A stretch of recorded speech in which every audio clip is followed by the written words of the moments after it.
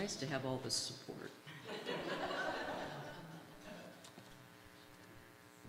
All right, so good morning and welcome to those of you here and those of you in our worldwide online community to Unity Spiritual Center, Spokane, where we're all about our mission of transforming lives and inspiring people to make a positive difference in our world.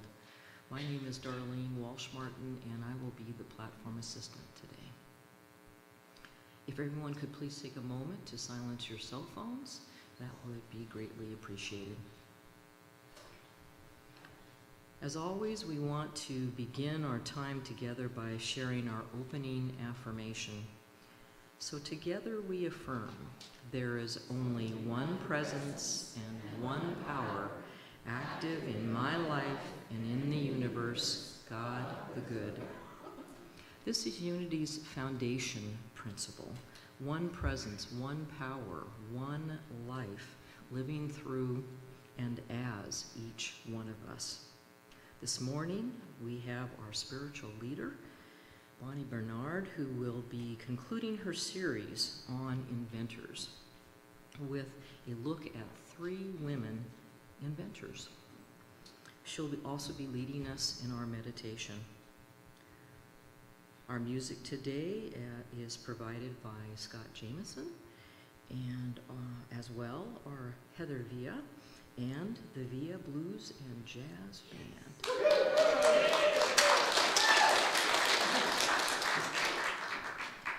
And we have song leaders.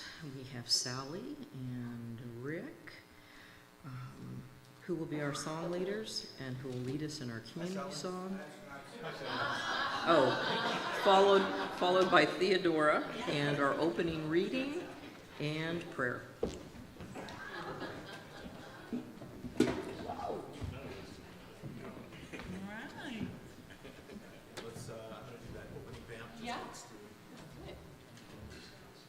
Hi. Hi.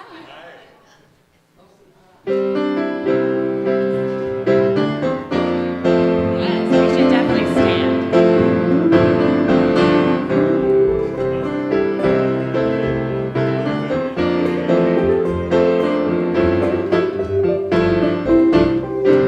I feel the Spirit moving in me. I feel the Spirit moving in me. I feel the Spirit moving in me. I feel the Spirit moving in me. I feel the love moving in me. I feel the love moving in me. I feel the love moving in me. I feel the love moving in me. I feel the presence moving in me. I feel the presence moving in me. I feel the presence moving in me. I feel the presence moving in me. I feel the power moving in me. I feel the power moving in me. I feel the power moving in me. I feel the power moving in me. I feel the Spirit moving in me. I feel the Spirit moving in me. I feel the Spirit moving in me.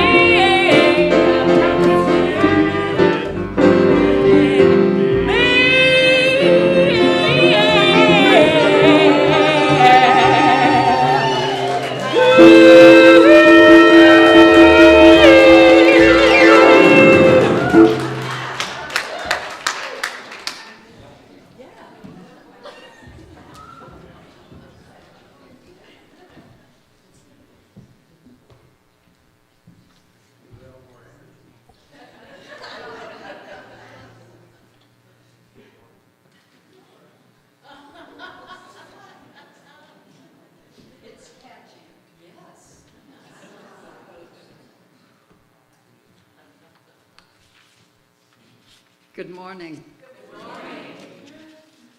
This reading is taken from Practical Metaphysics, A New Insight and Truth by Eric Butterworth. You are a spiritual being. This is why we say that there's no point in saying or trying to be more spiritual. You can never be more spiritual than you already are, because you are a creative creature, a spiritual being, formed in the identity of the infinite process within you. This is what you really are. You can't change this, but you can change your awareness of it. You can wake up to it. So, it's not building it into your mind to keep saying the thing over and over and over to yourself, because it's like the person who says, I'm not afraid, I'm not afraid, I'm not afraid, I'm not afraid, I'm not afraid, I'm not afraid. What this person is really saying is, I'm scared to death. Metaphysical thinking is not programming the mind with positives. It's waking up the mind to the deep underlying positive, which is the truth of your being. You are the creative expression of this infinite process. When you think of yourself as being capable and creative, you are not going to make yourself capable and creative. You cannot say to yourself over and over, I'm a creative creature. I'm a creative creature. I do creative things beautifully, wonderfully all the time. You're not going to become creative because you keep saying that to yourself. You're not going to be creative because you say you're creative. But when you understand the technique involved, tuning into the infinite, you say you're creative because you are that innately. You're creative.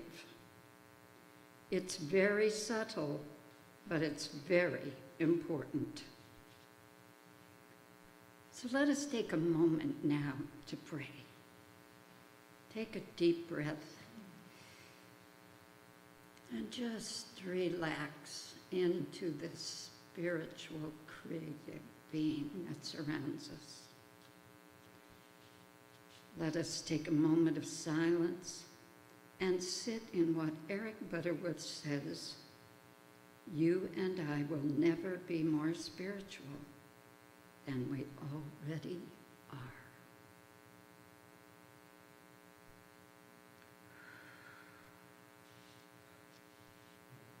Right where you are, God is.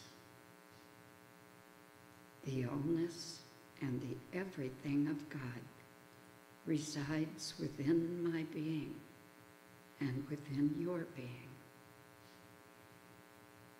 In the beginning, God.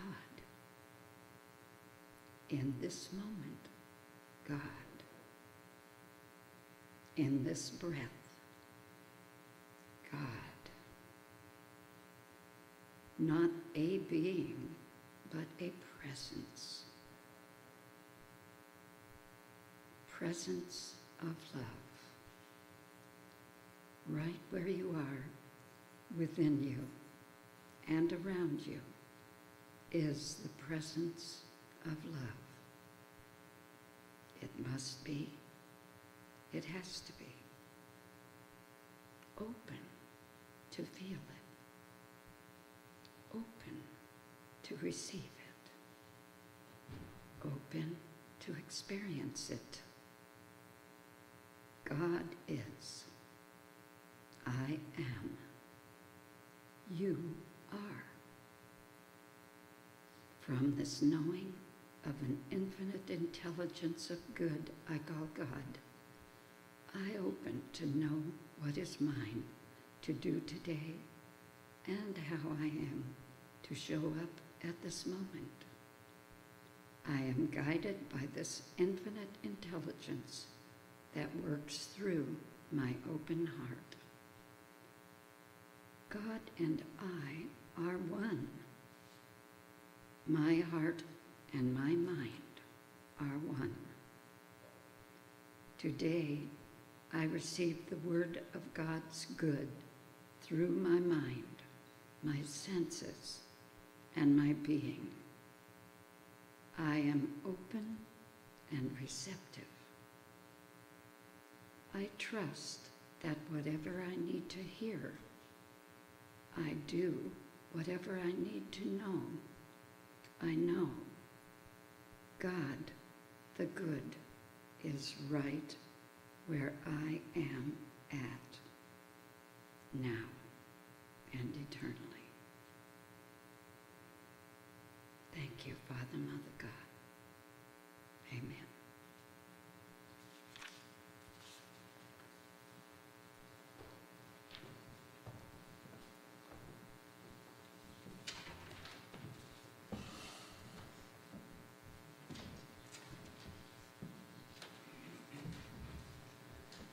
Well, we're all feeling overjoyed up here, so we might as well sing about it, right?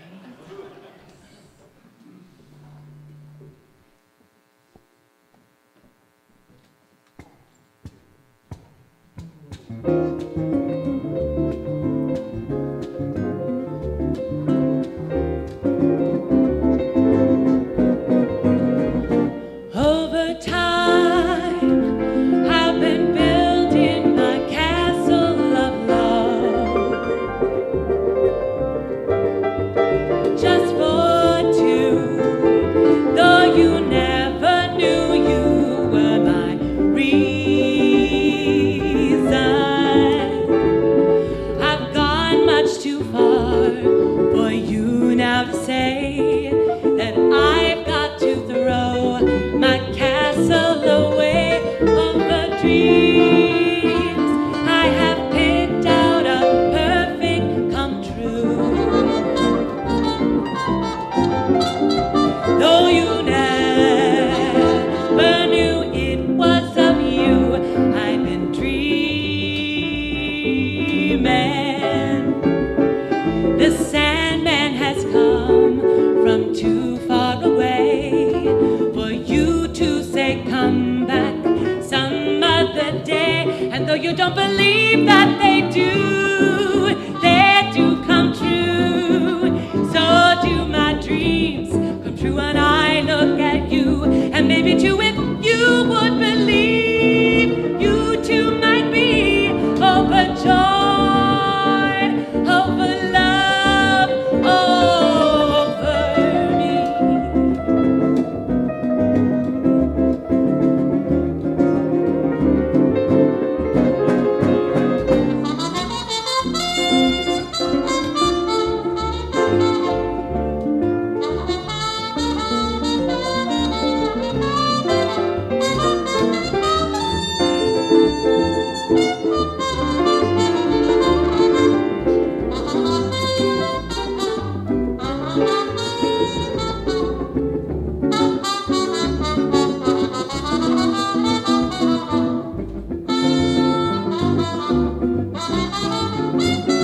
Over hearts I have painfully turned every stone,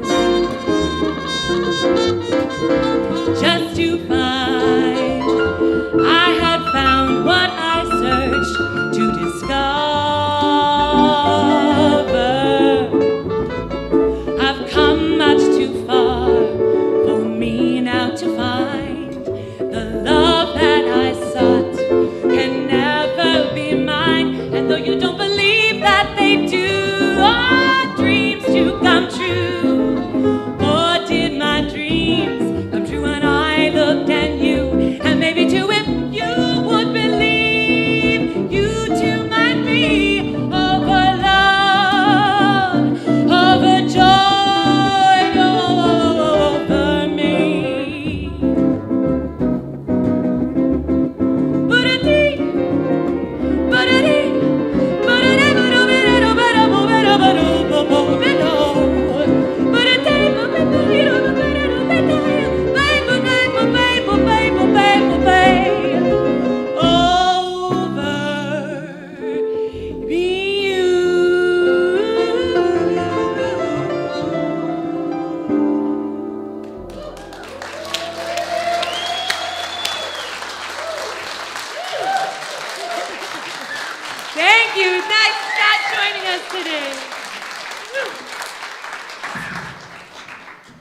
my goodness, I love being here. So Scott, I'm gonna put in an order that for my birthday weekend, I would like the Vila Blues and Jazz Band to sing. So we'll talk about that. I'm putting my order in.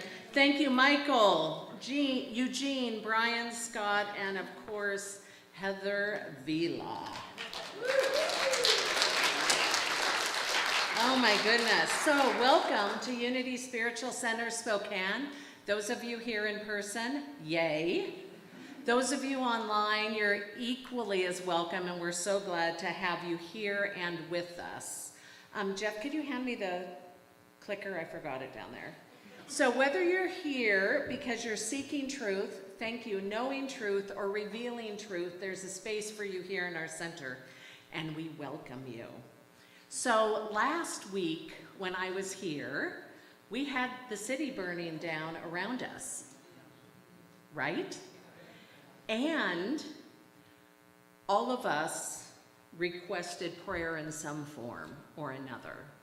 And then I went to CSL Church Camp in Seaback, Washington, and I requested prayers from our CSL brothers and sisters.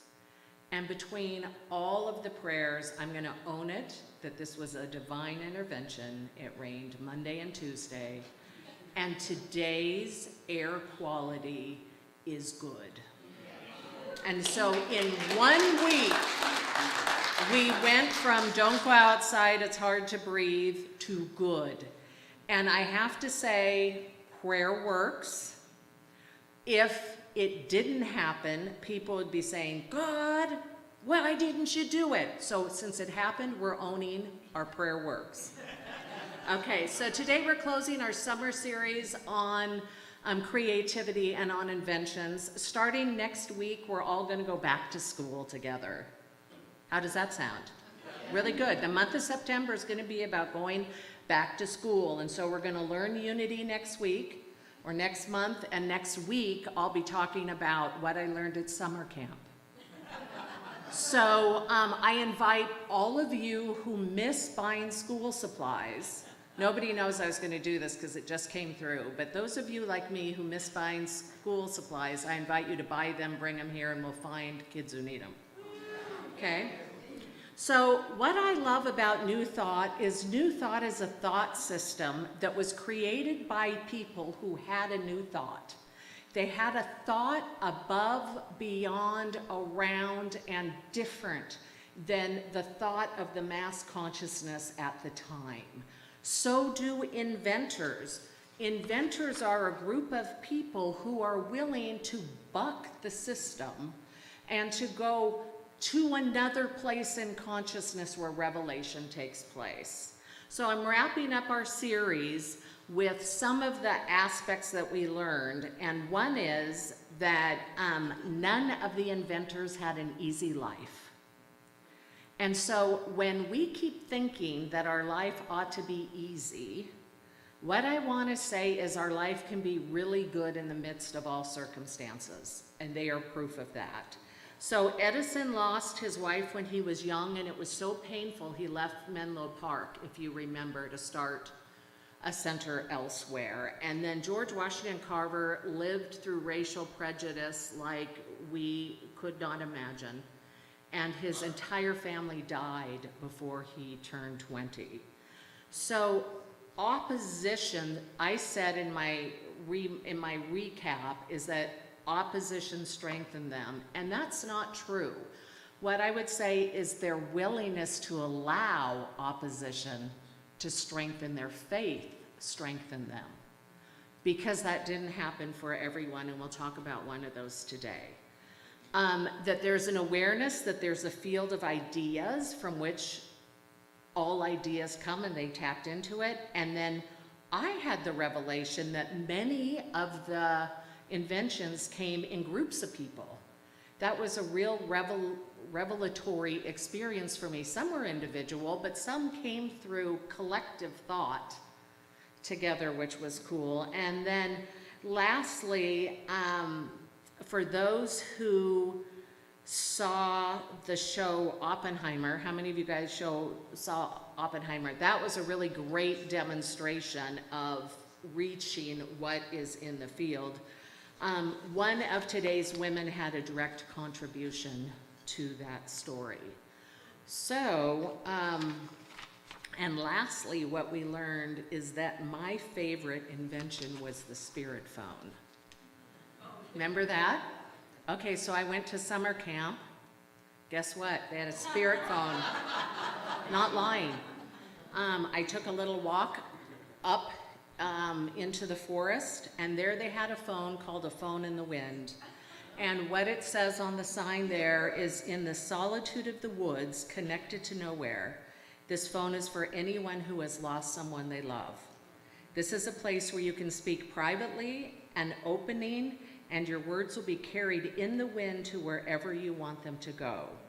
This is a place for memories and saying goodbyes you never got to say. And this, taking an old rotary phone and adhesing it to a tree has become popular around the United States, kind of like peace flags. So this exists in Seabeck, Washington on the Christian Conference campgrounds. Okay, quote from Emerson: certain ideas are in the air. We're all impressionable, for we are made of them. All impressionable, but some more than others, and these first express them. This explains the curious contemporaneousness of inventions and discoveries. You and I are made of ideas. That's what all of the metaphysicians say, that our lives get better through thinking above and beyond our human condition into the field of the God and the good that exists. So I'm talking today about 3 female inventors, and the reason I'm doing it clustered like this, and we all know this to be true of our history, is that there isn't a lot of information on women inventors. Is that there aren't books written about them yet, like there are their male counterparts. There aren't a lot of movies about them yet, like their male counterparts. So I'm going to talk about the female inventor as a conglomeration and then as 3 individuals. So the first invention was patented in 1790. The first female invention was patented 19 years later by a woman named Mary Dixon Keyes. And before 1840, only 20 patents were issued to women. So it was a good 50 years before it was more comfortable for women to patent. Currently, 23% of patents have a woman listed as one of the inventors compared to 96% of the male counterparts. What to me is fascinating about this is what we know spiritually is the feminine energy is that which receives.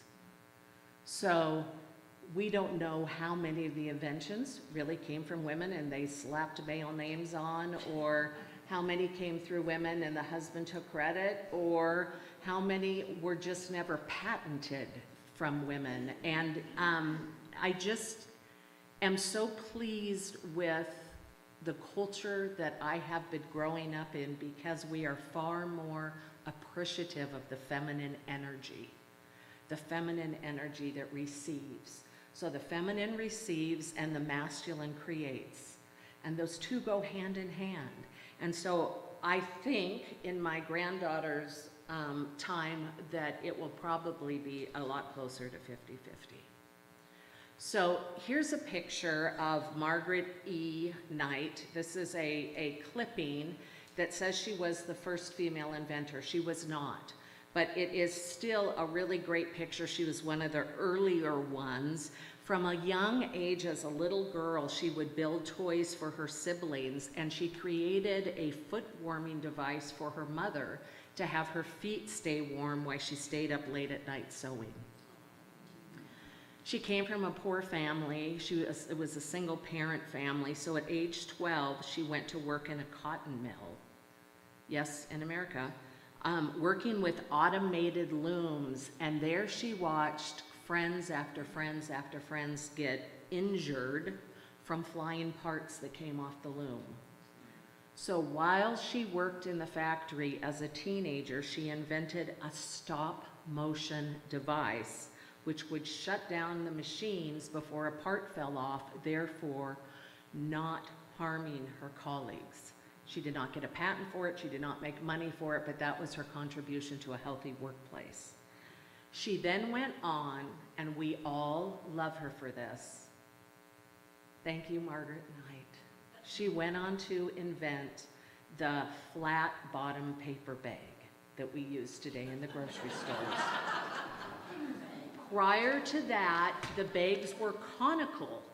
So imagine going to the store and buying your meat or your vegetables or whatever and getting what looks like a paper ice cream cone to try to put everything in. So this is in the Smithsonian. This is her invention of the flat paper bag machine. And what happened was this revolutionized, as you could imagine, our culture to such a point that a male stepped forward and claimed credit for inventing this. And Margaret said, "Oh, we're going to court, buddy." And they went to court, and the judge said to the man, "So tell me, how did you come about making this machine?" And he goes, "Well, isn't it obvious? I'm a man." So they asked Margaret Knight, "How did you come about making this machine?" And she had journal after journal after journal of all of her prototypes, everything she did, and she won. So, yes. The patent office awarded her a patent in 1871 for this device, and Queen Victoria awarded her the Royal Legion of Honor Award. And right before she died, her last words, and it has been said, was, here we go. Her last, where is it? It's so good. Oh, here we go. She had one regret, and the one regret she had was that she wasn't born a boy, so she could have been supported in her passion.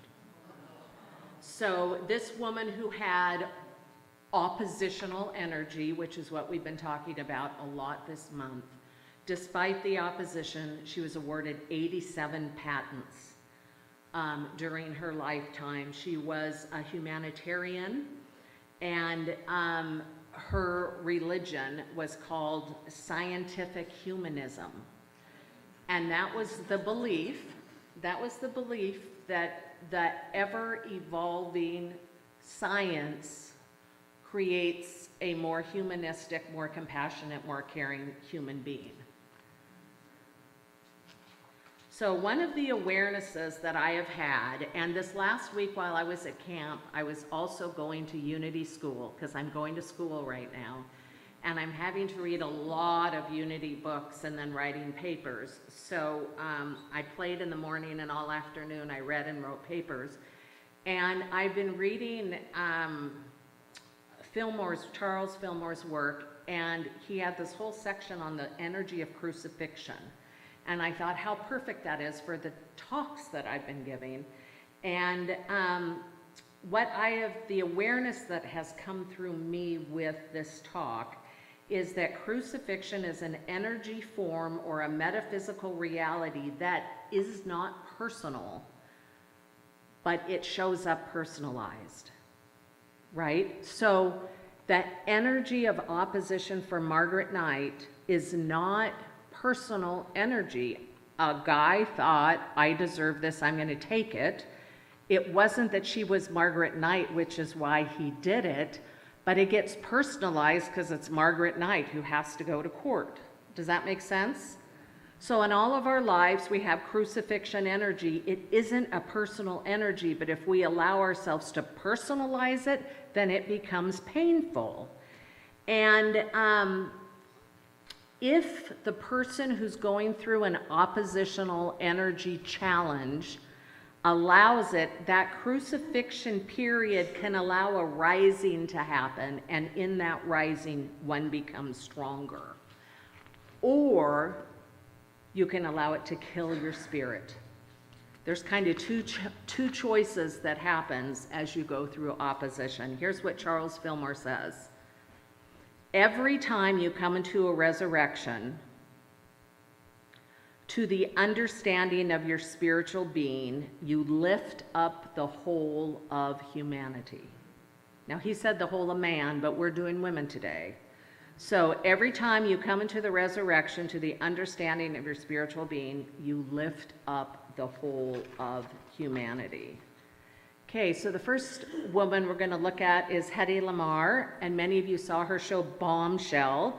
This is an excerpt from Bombshell, which is just delightful. Inventing was her hobby. She not only had a complete inventing table set up in her house, but Howard Hughes gave her a small version of the set of equipment, which she had in the trailer where she stayed in between takes in her motion pictures.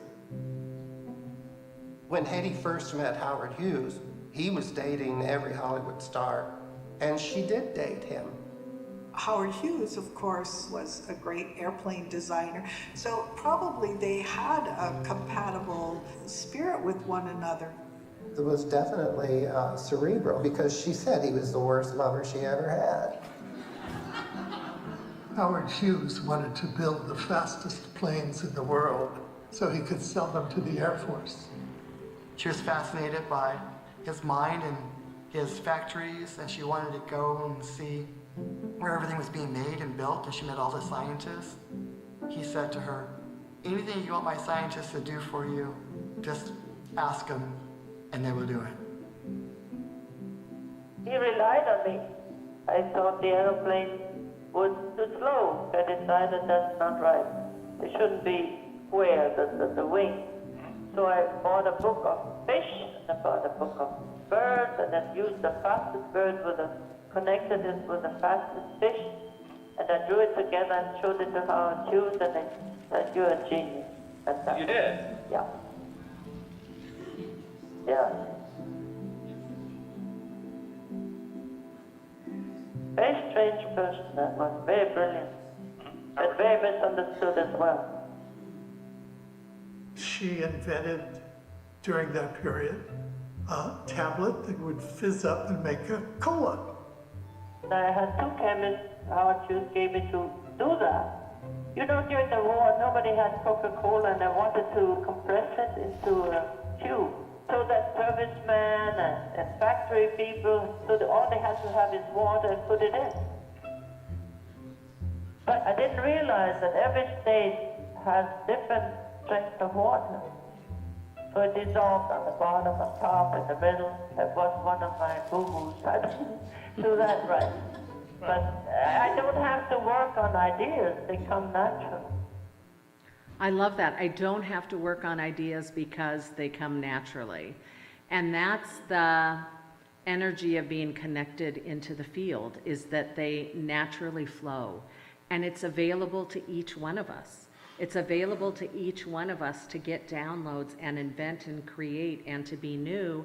And if that isn't your thing, it's still available to you for spiritual healing, for mental healing, for connecting with other people.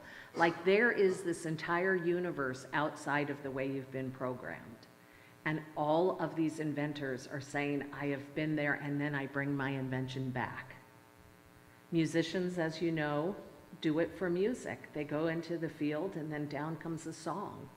And those who write songs all the time say it comes from a special place in consciousness.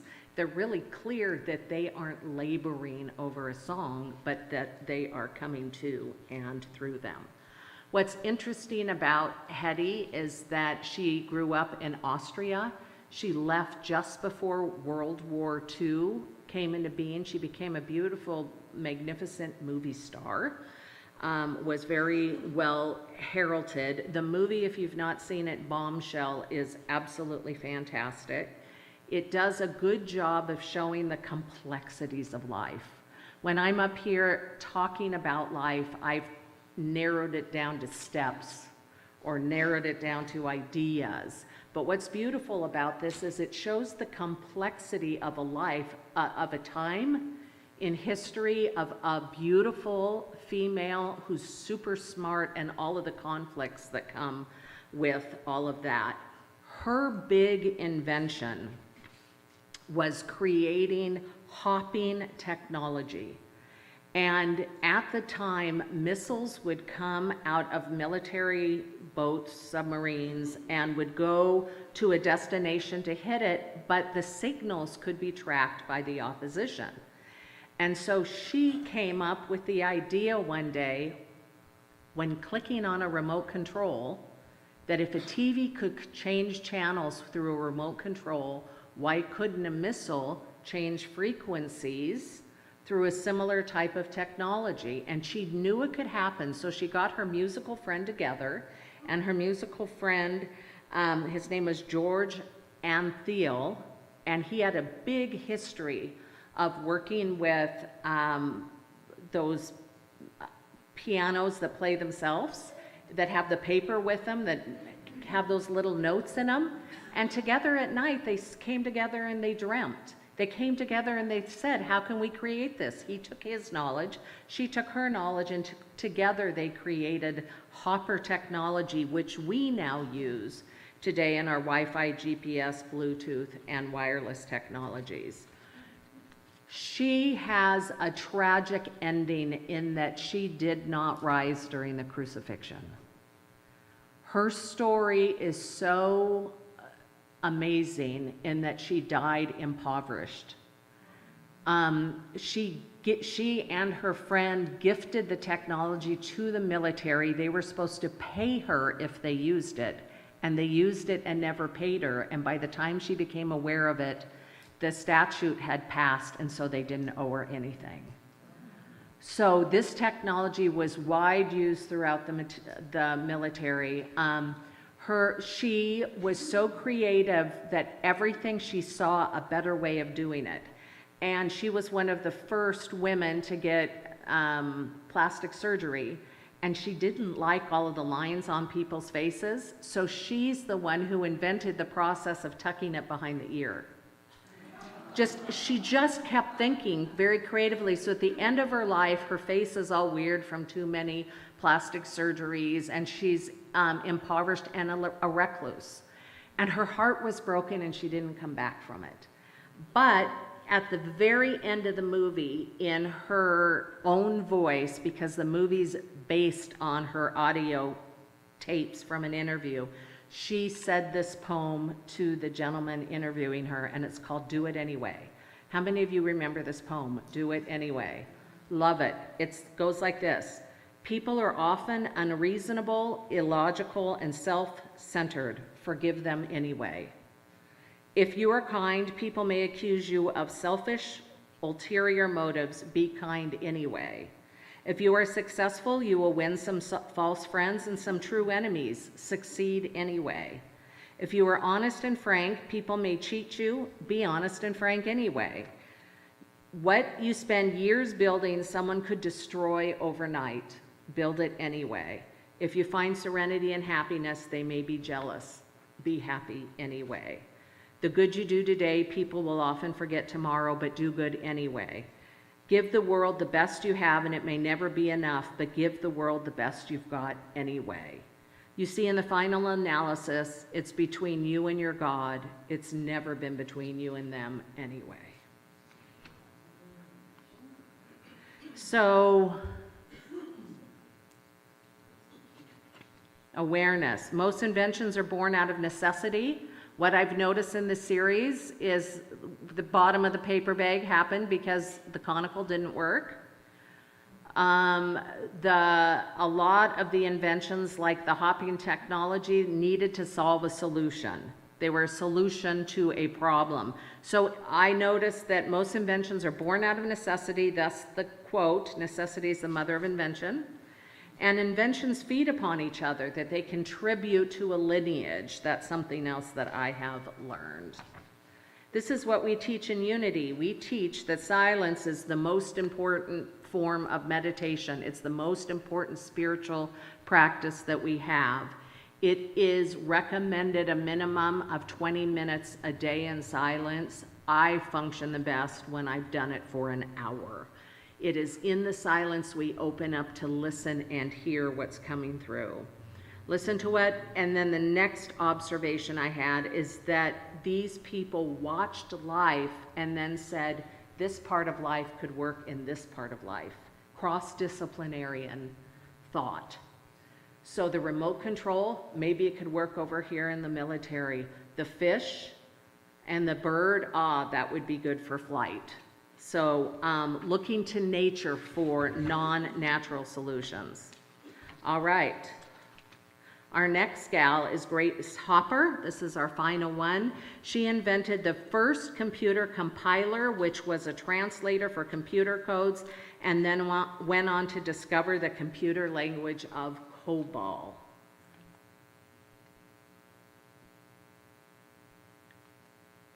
Mark I was fully functional during the war and was solving critical war problems. The most important problem that her team solved during this period was given to her by a man named John von Neumann. What she didn't know was John von Neumann was working for the Manhattan Project at the time. And there's a very complicated partial differential equation problem that needs to be solved that could not be solved if he used traditional methods like using human beings. So he brings the problem in the fall of '44 to Hopper and her team. It takes them 3 months to solve the problem, and they figure out how to make a ball collapse upon itself and know where to put the force points on that sphere to cause it to collapse like that.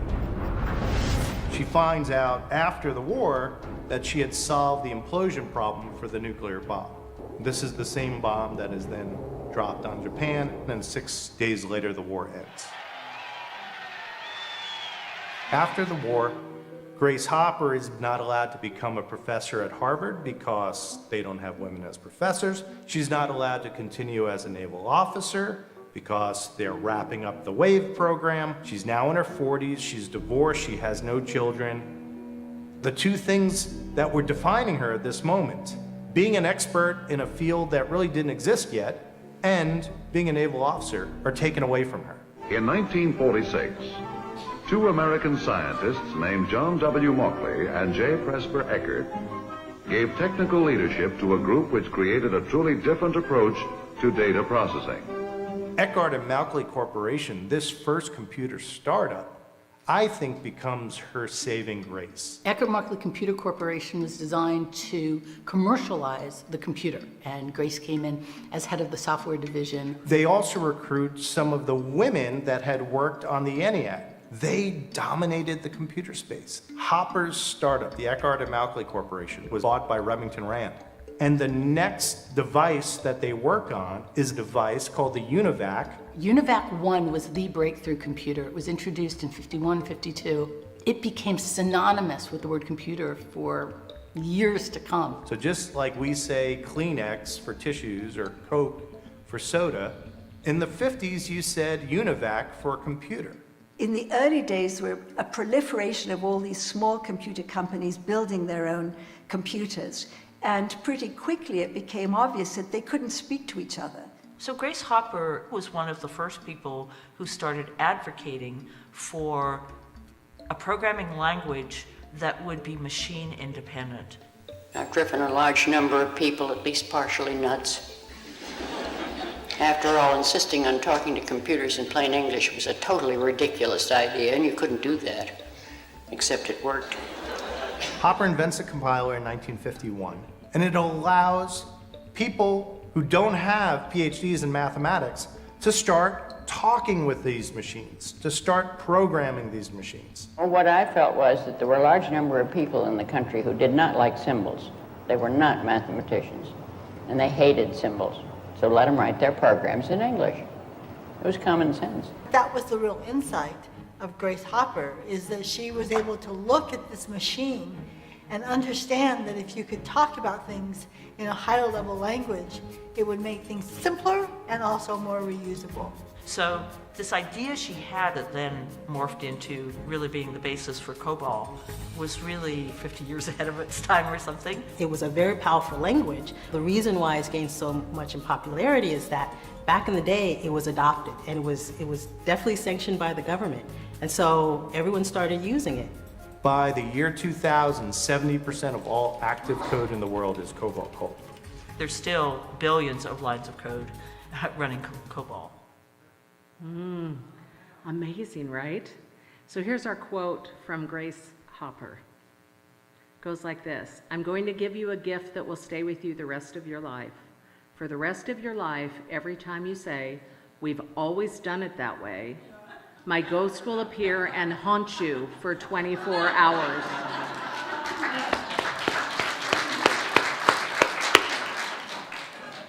So, why speak about inventors and inventions at a New Thought Center? It's because, you guys, you know this and I know this, we are so much more than we've tapped into. You and I were put on this planet at this time in history to come together at this center, to meet each other, to commingle, to practice living with an open heart, to practice supporting each other from a place of love and caring. I have seen this center as a place where we come and remember who we are and get energized and filled up with the divine Holy Spirit, and then we go out into the world, and the world is different because we came here. And so we talk about inventors and we talk about inventions because they trusted that field, that source, that presence, that information to the place that they were willing to bet their lives on it, bet their careers on it, bet their next actions on it. They were willing to say yes to something that was at its time radical and unknown. And what is the divine presence of God? Radical and unknown. Okay? So we have come as a humanity. This is judgmental, but I'm going to say it because it's coming through. As we've come to an easy, lazy place, some of us have, where we just are willing to be in the lane of comfort. Comfort feels good. Comfort is amazing. Comfort is great. But what if you let yourself every single day travel outside of the comfort zone? Just a couple inches, or maybe a mile or two. But let the mind make space for you to access this crazy divine energy, that you may become one with it and live from that place so that all of us benefit. So that all of us in your presence know more of who we are and why we're here. And so that together, any one of us can say, I have an invention, I have a new thought, I have a song, whatever it is, and we are cheering each other on in that venture. Doesn't that sound lovely? And we already do some of that, so please don't hear that from a place of negation. This is instead coming from a place of the field is infinite, and each one of us has tapped into a piece of it. Let's allow ourselves to access more of it from the divine faith of God that we are, from the presence of God that we are. So I know that we do this so powerfully on Sundays. We pray for rain in the middle of a big fire, and we know we're going to get it. We bless the money when it comes up here, and we know that more is going to be multiplied, and it's going to happen. And when our heart yearns, we open and we love, and we practice giving and we practice receiving to ourselves and between each other. So this series has been about looking at the genius of God that exists within. And so it is my desire for each of us that we may have that experience of the genius that we are, connected to the only thing and the allness that is, which is this divine God, and that each one of us may live the life that we came here to live. And let's meditate.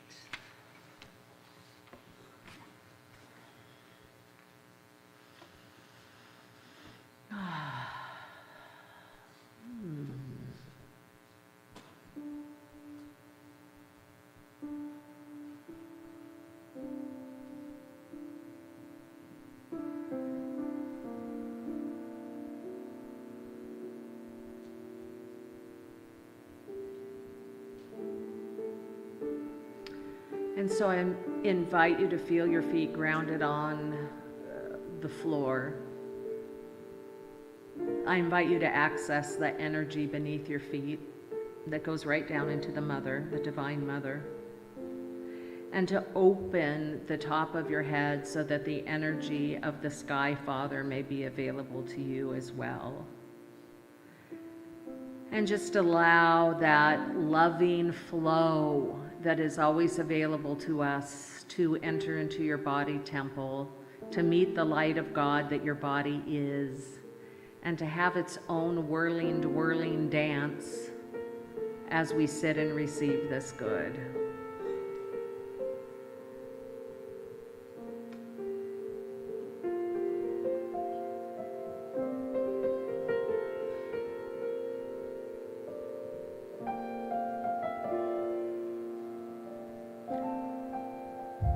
And please repeat after me if you're willing. I am willing to access more.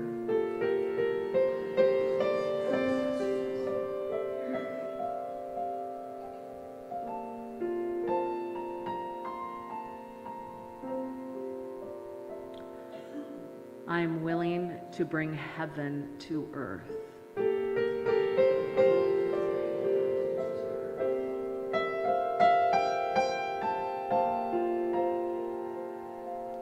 I am willing to be the space where good is made manifest.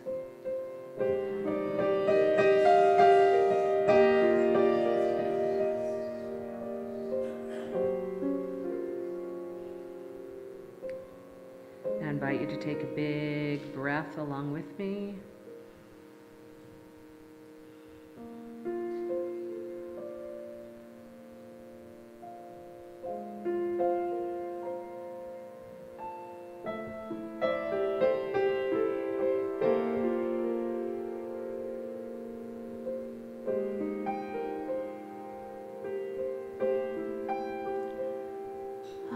And how lovely it is to sit amongst our colleagues of God's good, to sit in a community where we know that the heart of God is an activated energy field that we can lean into, that we can trust. How lovely it is that God the good comes in us, through us, and expresses as us. That we may be a space and we may be a place where that joy that was sung about by Heather and team, and the laughter of the children, and the immense openness that existed in all of the inventors we explored this summer, may become normalized to us. That we can know that each of us lives, moves, and has our beingness in God the good. That we are supported by this presence. That we are breathed by this presence. That we are activated by this presence. And that we are surprised evermore by the good that continues to unfold. And for this I give thanks, and so it is. Amen.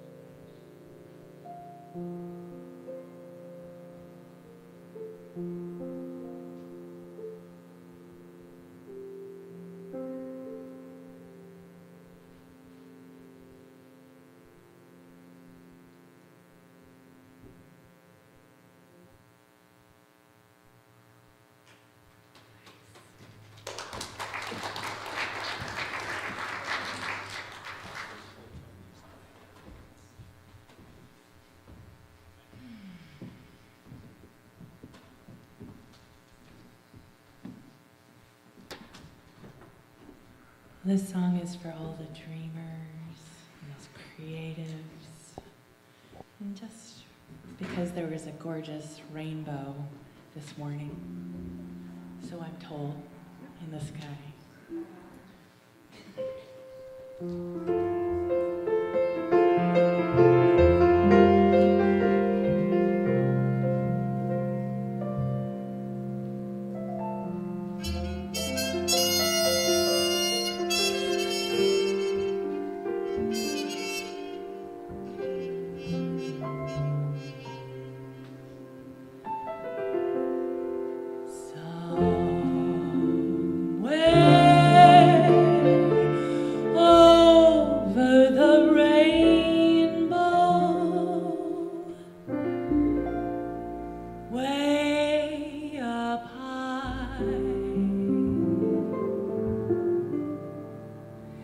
There's a land that I heard of once in a lullaby.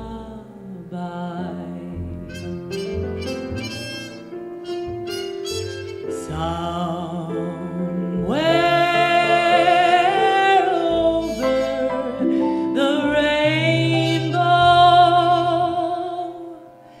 skies are blue, and the dream that you dream of really do come true. Someday I'll wish upon a star and wake up where the clouds are far behind me,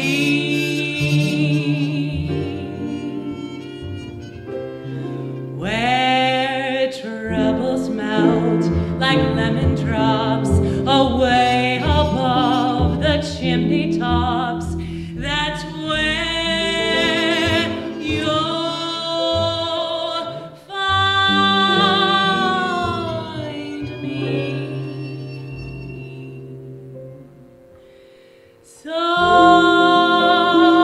Somewhere over the rainbow,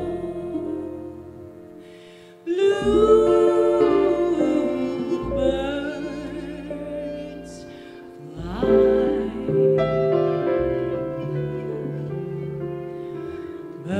Birds fly over the rainbow. Why, oh, why can't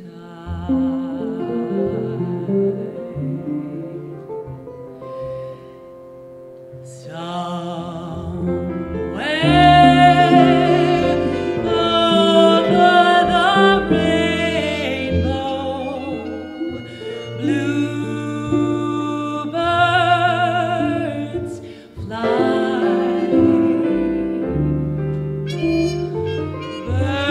Birds fly over the rainbow. Why, oh, why can't I?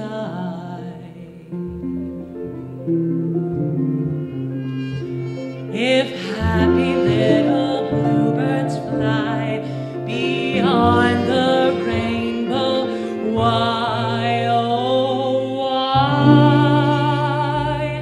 can't I?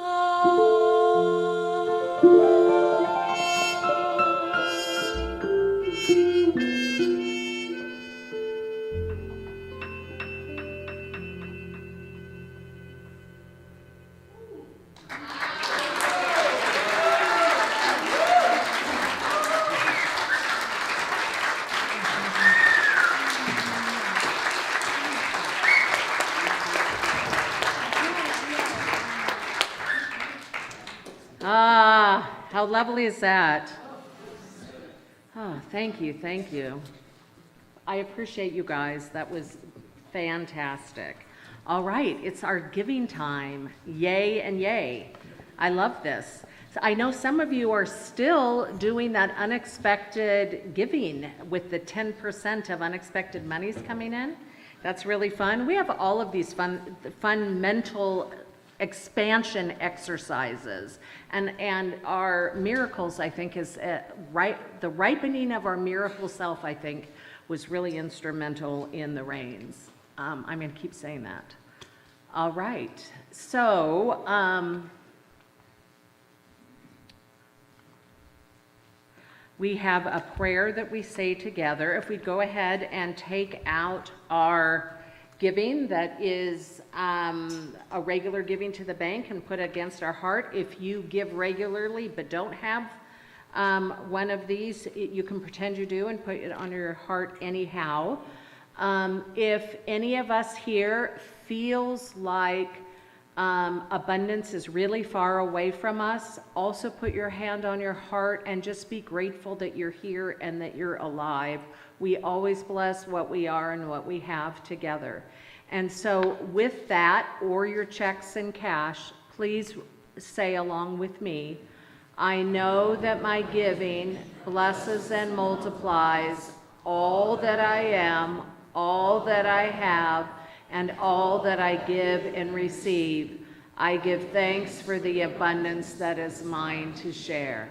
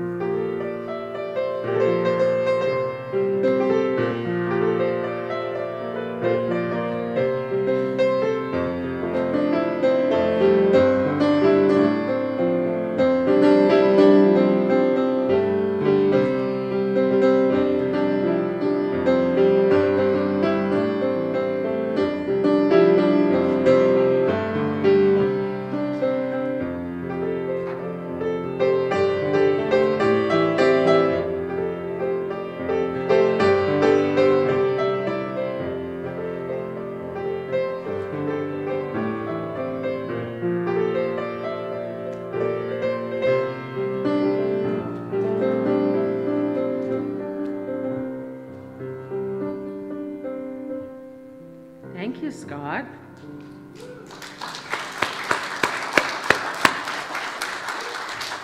And Scott, if I could have you and Heather both just come and bless the money with me. And I want to give a special thanks to Heather Vila and all of the group she's put together for us over the summer.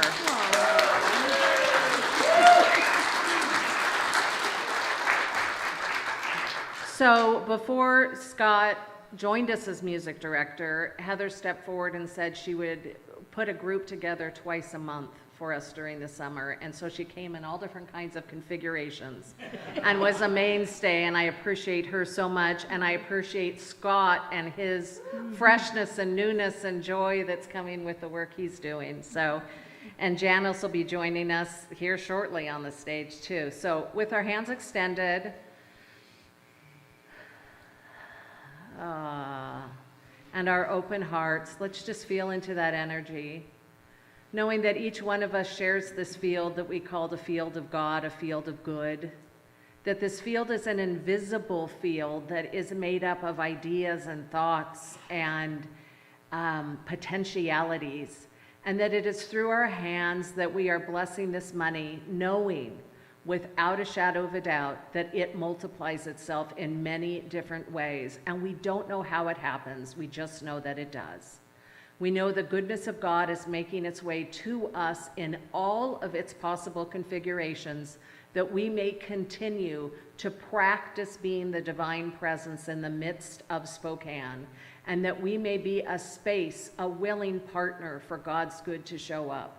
And so we bless this money and everyone who gave today, who thought about giving, who desired to give, and who is in process of giving.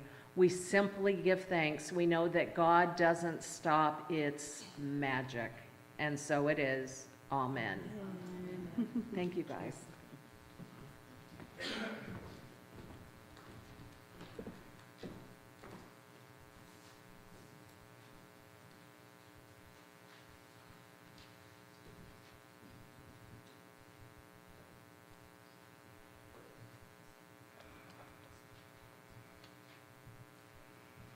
So just taking everything that we've experienced in, feel the energy, feel the talent, feel the love, feel the connection with everything. Reverend Bonnie talks about knowing that we're so much more than we think, and tapping into the field of endless possibilities to benefit all. So we're encouraged to open up and to tap into the flow and to expand into the presence. So in that expansion, I'd like everyone to join me in our unity statement. So together, unity stands for peace in the presence of conflict, for love in the presence of hatred, for forgiveness in the presence of injury. It honors the many names for God. We pass to God, for we know there's only one presence, one life. So whoever you are and wherever you are on your spiritual journey of transformation, you are welcome here. If there's anyone here for the first time and you feel comfortable raising your hand, we have a brand new little packet, welcome packet, with a coupon for a free drink from our barista stand and some goodies. Is there anyone here for the first time? Yeah. Welcome. For those of you here, as well as those joining us online who are new to the ministry, we encourage you to sign up for our e-news to learn more about our upcoming workshops and events.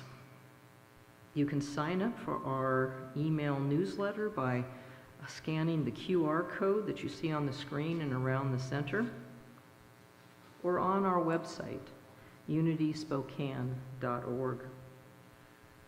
We would also like to connect with you on our social media platforms, Facebook, Instagram, YouTube. Just search Unity Spiritual Center Spokane to find us. And thank you for joining us today. Our chaplains today are Murphy and Theodora. All right, thank you.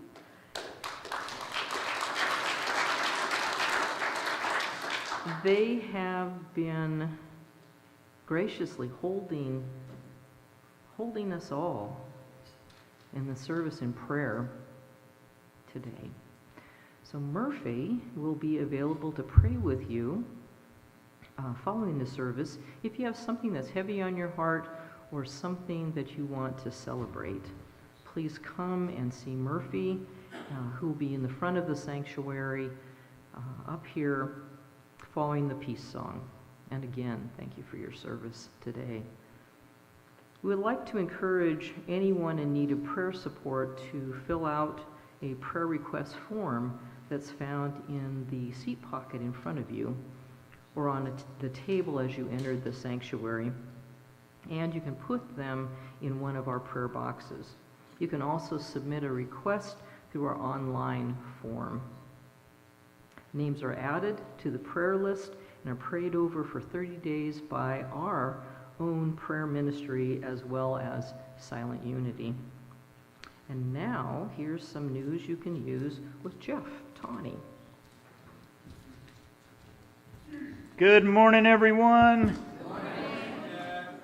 How did you like Hot August Nights? Those of you that were... First want to take a moment, and those of you, Connections team, Earth Care team, food team, barbecue team, would you all please stand so we can thank you and recognize you? Baristas.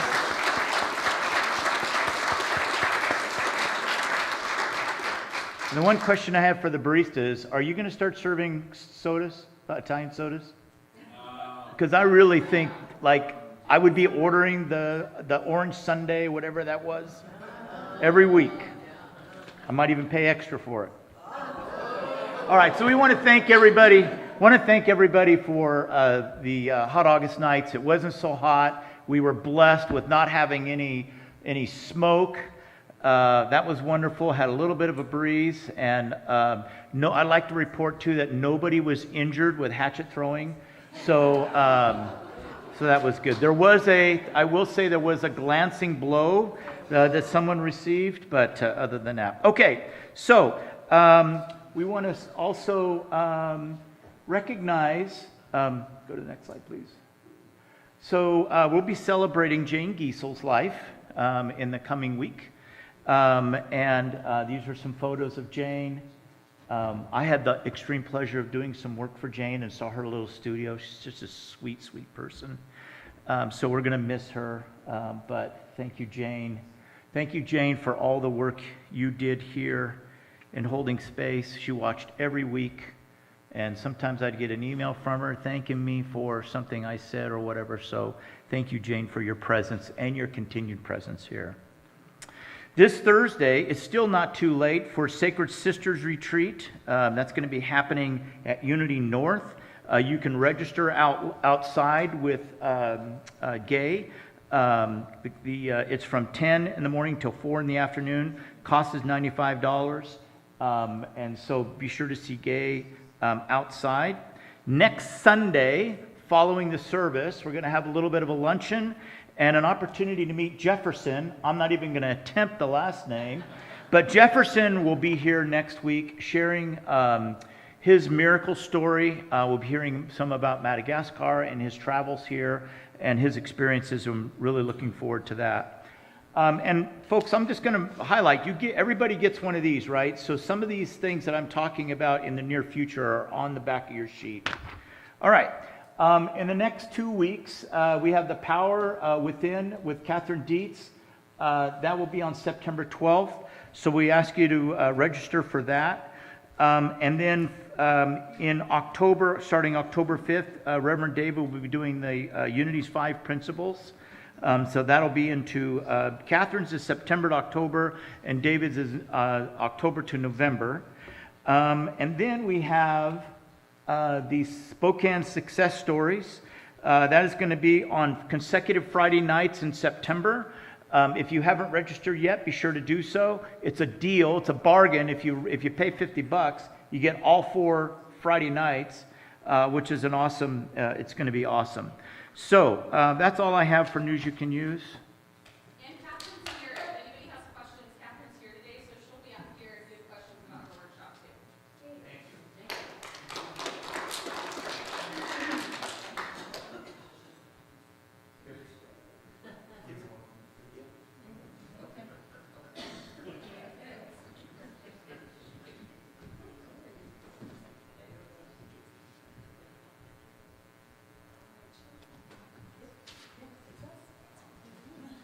Okay.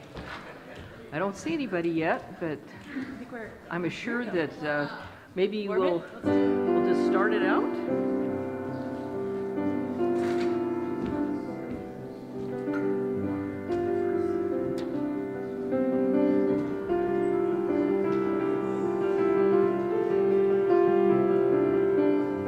Here they are.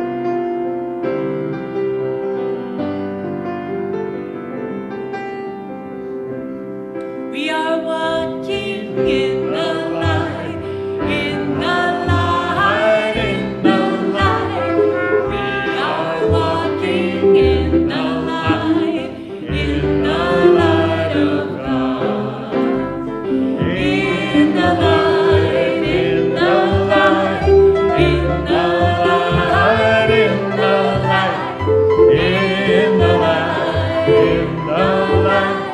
In the light of God, in the light of God. All right. So all the people that we see today. All right. Okay, so we're so blessed to have such an amazing youth ministry here at Unity Spiritual Center in Spokane. Let's take a moment to bless the children, our youth, and those in service to our youth ministry with our children's blessing. So, together, be the love you are, sing the song you hear, share your joy of life with people far and near. And for ourselves, be the love you are, sing the song we hear, share our joy of life with people far and near. And now, kids, go ahead and find the adults that you came with. You look fantastic, by the way.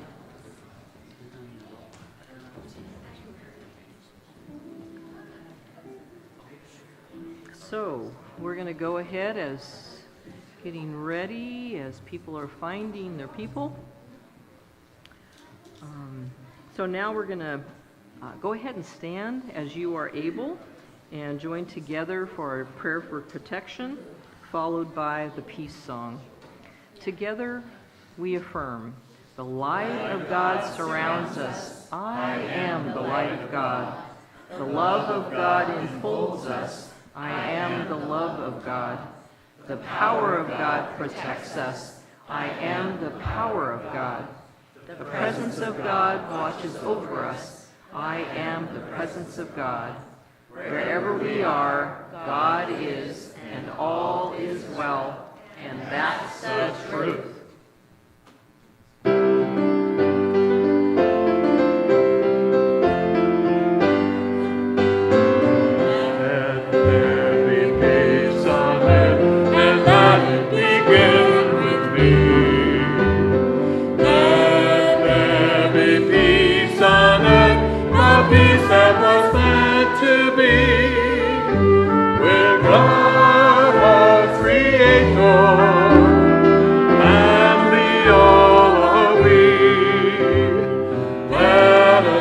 With each other in perfect harmony. Let peace begin with me. Let this be the moment now. With every step I take, let this be my joyous vow. To take each moment and live each moment in peace eternally. Let there be peace on earth, and let it begin with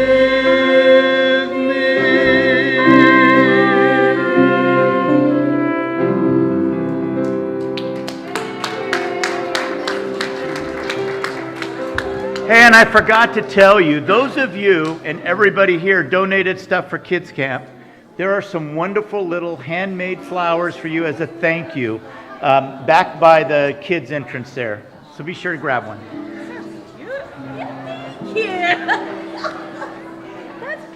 My partner, she's been making those It looks like a I thought daffodil. it was when you No, had it in your I hand. know.